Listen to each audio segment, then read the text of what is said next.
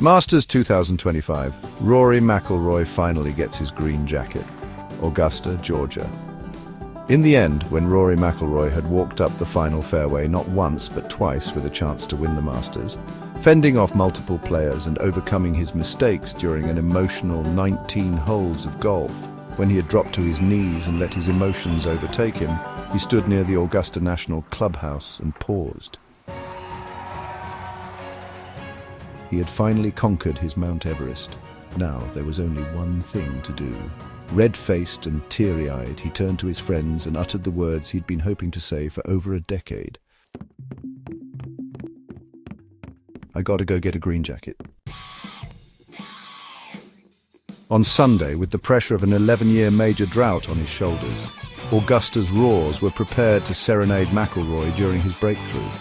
But as he made his way through what he called a roller coaster round of golf, plenty of whispers peppered the grounds too. "Oh my God," a patron said after McIlroy made double bogey on the first hole. "Patron 2, it's the nerves," said another, as McIlroy handed Bryson DeChambeau the lead on the second. He's doing it again. When McIlroy double bogeyed the 13th hole after donating his ball to Rays Creek, added another bogey on 14 and countered his birdie on 17 with a bogey at the last hole, that's what it looked like. Another opportunity squandered on the biggest stage yet. Even McIlroy thought it.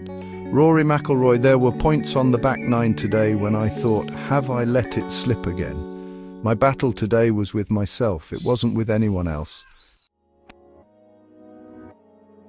This was a feat over a decade in the making.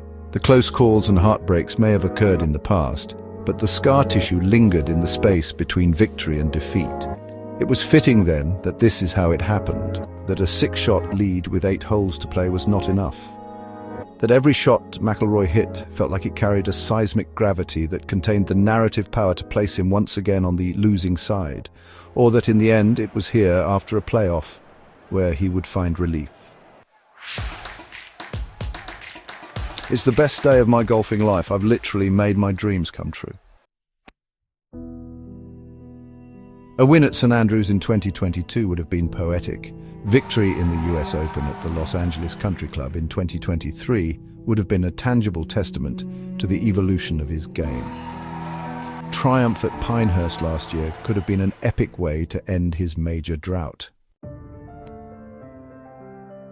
Yet none of those wins would have answered the question that remained. Could McIlroy win at Augusta? For McIlroy, this tournament's meaning is personal because it has marked his golfing journey. Memories of watching the tournament when he was just 7 years old with his father flooded into his head when he spoke Tuesday and again Sunday night. I think all that sort of comes back to me, remembering why I fell in love with the game. 2 years after turning professional in 2007, McIlroy debuted at the 2009 Masters and finished tied for 20th. He has played in every one since, 17 in total, and endured close calls and no-shows. Over nearly 2 decades, the golf world and its marquee tournament have changed. So has McIlroy. The overgrown and dark curly hair that framed his face when he was 17 years old driving down Magnolia Lane is gone. In its place, McIlroy has a tighter cut. He wears the passage of time on his greying temples, an indication of how long he has been around the sport and a reminder of how many times he has had a chance to do what he did Sunday, by finally reaching the sport's apogee, a career Grand Slam. I think I've carried that burden since August 2014. It's very difficult. Today was difficult. McIlroy talked at length about the nerves he felt throughout Sunday.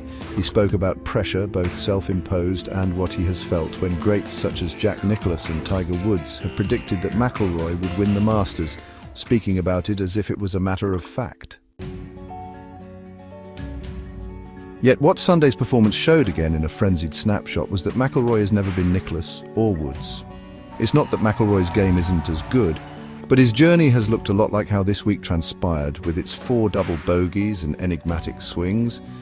The ups and the downs are as much a part of the fabric of his fable as anything. You have to be an eternal optimist. I truly believe I'm a better player now than I was 10 years ago. His creed of patience, belief and resilience in the face of repeated disappointment reached its nadir at Pinehurst last year.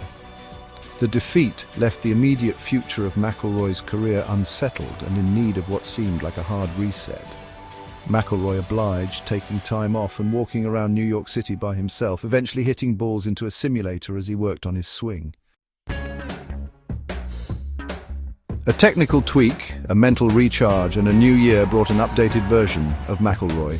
He won at Pebble Beach, then again at the Players' Championship, acknowledging how Scottie Scheffler's historic year had motivated him and showcasing a striking balance of control and aggression. And yet the question remained, now more than ever, could he do it at the Masters? On Sunday, he delivered the long-awaited proof that he could. It also allowed Mcilory to show how much he wanted it. This is my 17th time here, and I had started to wonder if it would ever be my time. What came out of me on the last green there in the playoff was at least 11 years, if not 14 years, of pent-up emotion. I got the job done.